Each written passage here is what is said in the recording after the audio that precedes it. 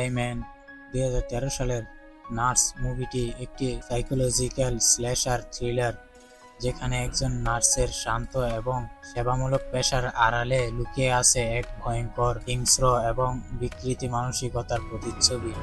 গল্পের কেন্দ্রীয় চরিত্র এব্বি রাজ, একজন অভিজ্ঞ নার্স যার ভিতরে আছে এক বিপজ্জনক খুনির রূপ।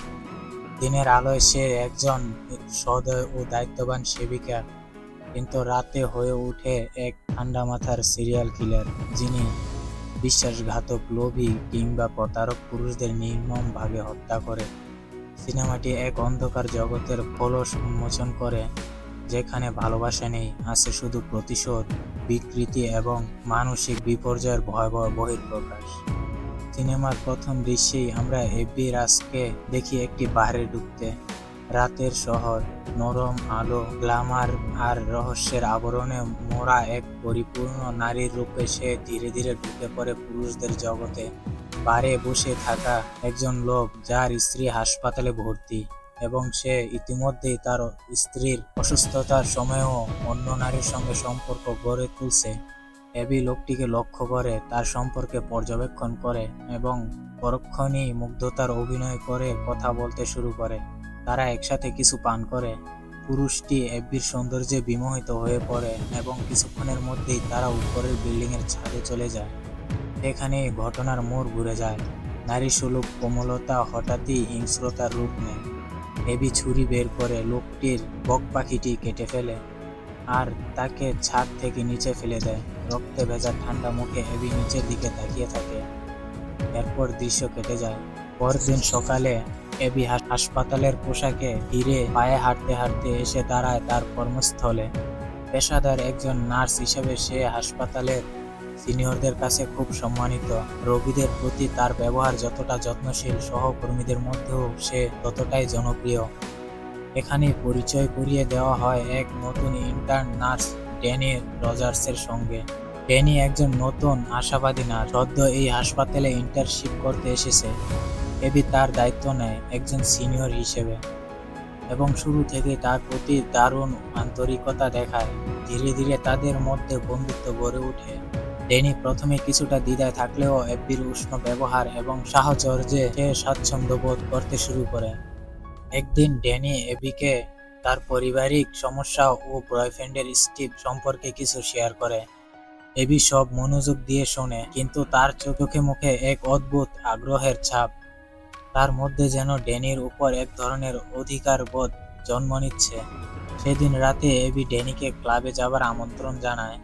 শুরুতে একটু দ্বিধা থাকলেও ড্যানি রাজি হয়ে যায়। দুজনে একসঙ্গে ওয়াইন খায়, খোলামেলা গল্প করে। এবি তার কৌশলে ড্যানিকে বেশি পরিমাণ মদ খাওয়ায় এবং নিজে অপেক্ষাকৃত সচেতন থাকে। কিছুক্ষণের মধ্যে ড্যানি প্রায় অচেতন হয়ে পড়ে। এরপরের দৃশ্য দর্শকদের জন্য ভয়াবহ এবং উদ্বেগজনক। এবি ড্যানিকে ইচ্ছাকৃত চুমু খায়, তার জামা কাপড় খুলে ফেলে এবং ড্যানির অচেতন শরীরের উপর যৌন আগ্রাসন চালায়। তারা সেখানে ইন্টিমেট হয়, যেখানে দেখা যায় বিকৃত আনন্দ ও আত্মতৃপ্তির ছাপ। পরদিন সকালে ড্যানির ঘুম ভাঙে। সে নিজের অবস্থা দেখে অস্বস্তিতে পড়ে। কিছু বুঝতে পারে না কি হয়েছে, কিন্তু শরীর আর স্মৃতির অস্পষ্ট কিছু টুকরো ছবিতে সে আন্দাজ করতে পারে কিছু একটা ঝামেলা হয়েছে। এবি সবকিছু স্বাভাবিকভাবে মিশে দেয়, এমনভাবে ব্যবহার করে যেন কিছুই হয়নি। ড্যানি ভিতরে ভেতরে অস্থির হয়ে ওঠে। এদিকে এবি খেয়াল করে তাদের হাসপাতালে একজন সিনিয়র ডাক্তার ড্যানির সাথে বাজে আচরণ করছে। সে ড্যানির সঙ্গে ফ্ল্যাট করছে।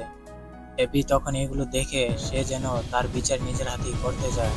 এক রাতে এবি সেই ডাক্তারের পথের সামনে দাঁড়িয়ে তার গাড়িতে উঠে তাকে প্রলোভন দেখায়। সেখানে এবি সেক্সি আউটফিট পরে তাকে আকৃষ্ট করে এবং তার ঘাড়ে ইনজেকশন দিয়ে তাকে অচেতন করে ফেলে। তারপর তার গাড়ি অটো গিয়ারে দিয়ে অ্যাক্সিডেন্ট করায়, যাতে কেউ সন্দেহ করতে না পারে। এবির মুখে সেই পুরনো তৃপ্তির হাসি। এরপর সে সেখান থেকে চলে যায় যেন কিছুই হয়নি। সেই ডাক্তার ফোন করার পর দিন থেকেই এবি আরও হিসেবি ও সতর্ক হয়ে ওঠে। হাসপাতাল ও বাইরের জগৎ দুটোতেই সে যেন এখন দ্বৈত মুখোশ পরে চলে। দিনের আলোতে সে একজন আদর্শ নার্স, সবার প্রিয় সহকর্মী, কিন্তু রাত হলেই সে হয়ে ওঠে রক্ত পিপাসু এক শিকারী। অন্যদিকে ড্যানি সেই ডাক্তারের মৃত্যুর খবর শুনে অস্থির হয়ে পড়ে। ড্যানি প্রথমে ধাক্কা খায়, কিন্তু তার মধ্যে অজানা ভয় চেপে বসে। তার নিজের মনে সন্দেহ জন্মায়। আগের রাতে কি হয়েছিল সে একদম নিশ্চিত নয়, কিন্তু অ্যাবির প্রতি এক অস্বস্তি বাড়তে থাকে। এদিকে পুলিশ আসে, হাসপাতালে তদন্ত শুরু করে, কারণ সেই ডাক্তারকে শেষবার দেখা গিয়েছিল কাছেই। কিন্তু প্রাথমিক জিজ্ঞাসাবাদের সময় অ্যাবি স্বাভাবিক আচরণ করে। পুলিশের চোখে সন্দেহ হয় না। ড্যানি এবার অ্যাবিকে এড়িয়ে চলতে শুরু করে। সে বুঝতে পারে অ্যাবির মধ্যে কিছু একটা অস্বাভাবিক আছে। হাসপাতালে মনোরোগ বিশেষজ্ঞদের সঙ্গে পরামর্শ করতে চায়, কিন্তু কিছুতেই নিজেকে খোলাসা করতে পারে না।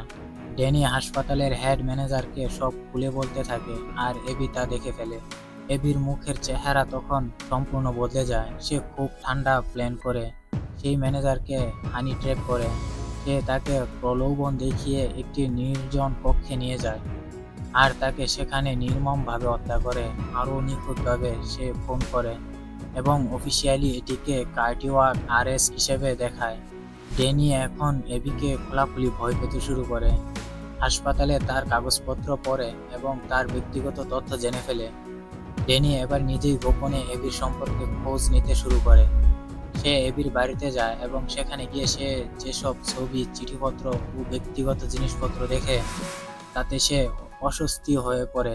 আব্বির বাবা ছিল একজন প্রতারক। সে তার মায়ের সাথে প্রতারণা করত, তার মায়ের সামনে অন্য মেয়েদের নিয়ে মজা করত আর তার মাকে মারধর করত। একদিন অ্যাবি তার বাবাকে ছুরি দিয়ে তার গলা কেটে ফেলে, খুন করে ফেলে, যেন প্রতারকের কোনো জায়গা নেই। আর তখন থেকেই সে প্রতারকদের ধরে ধরে খুন করা শুরু করে। ড্যানি দ্রুত বের হয়ে যায়। অ্যাবি বুঝে যায় সবাই তার বিরুদ্ধে যাচ্ছে। তখন সে আবার প্ল্যান করে, এবার হাসপাতালকে রক্তাক্ত ময়দানে রূপান্তর করার পরিকল্পনা করে। অ্যাবি বুঝে গেছে তার অতীত এখন বিপন্ন।